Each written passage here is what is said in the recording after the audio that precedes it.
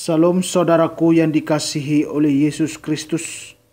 Kami dari Gospel Life for Indonesia mempersembahkan seri renungan harian yang terambil dari Yohanes pasal ke-12 ayat ke-47. Demikian bunyi firman Tuhan. Dan jikalau seorang mendengar perkataanku tetapi tidak melakukannya, aku tidak menjadi hakimnya, sebab aku datang bukan untuk menghakimi dunia, melainkan untuk menyelamatkannya.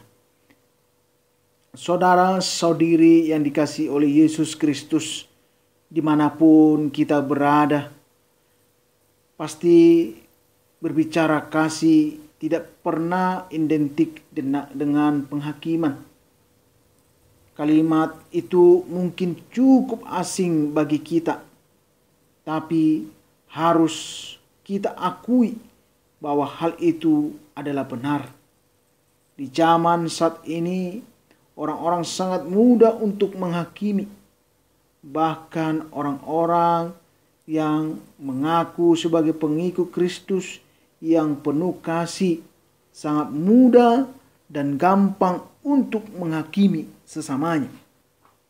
Saudara-saudiri yang dikasihi oleh Yesus Kristus, dengan dalil kasih, orang melegalkan penghakiman dengan pembelaan, pasti berkata, kami akan melakukannya karena kami peduli, karena kami mengasihinya. Saudara-saudiri yang dikasihi oleh Yesus Kristus, tentu hal tersebut sangat bertolak belakang, karena realitanya penghakiman yang terjadi seringkali menjadi momen untuk menjatuhkan orang lain, bahkan sampai kepada tahap menghancurkan kehidupan orang tersebut.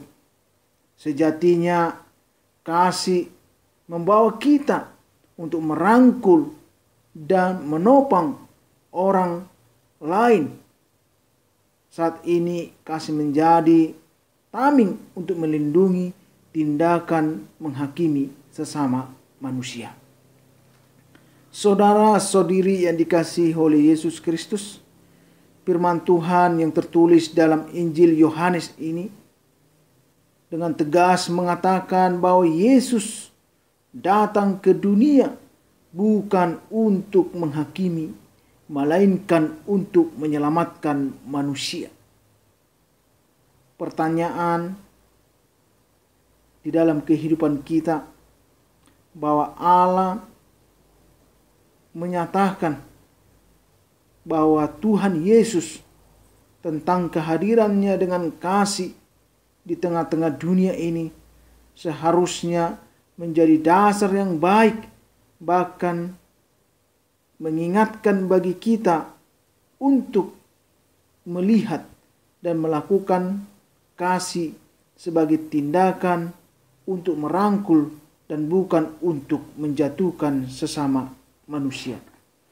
Hal ini berlaku kepada kita sebagai pengikut Kristus untuk meneladani kehidupan Yesus yang dengan tegas mengatakan bahwa kasih yang dia bawa adalah untuk menyelamatkan dan bukan untuk menghakimi.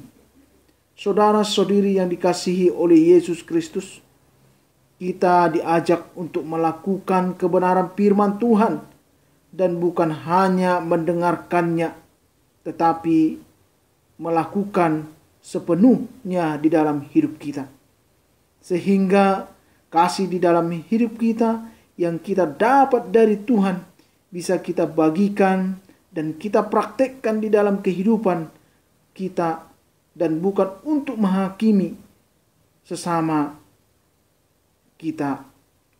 Oleh karena itu, saudara-saudiri yang dikasihi oleh Yesus Kristus, firman Tuhan ini mengajak supaya kita berbagi kasih Tuhan tanpa dengan balasan, tanpa untuk menghakimi, pada dasarnya supaya membawa kita kepada posisi pelaku firman Tuhan itu. Oleh karena itu, menghakimi adalah tindakan yang berlandaskan keinginan duniawi dan tentu akan bertentangan dengan kasih itu sendiri. Saudara-saudari yang dikasihi oleh Yesus Kristus, dimanapun kita berada, oleh karena itu, ketika kita memutuskan untuk menjadi pengikut Kristus, kita diajak untuk berbagi kasih yang telah kita dapatkan dari Allah.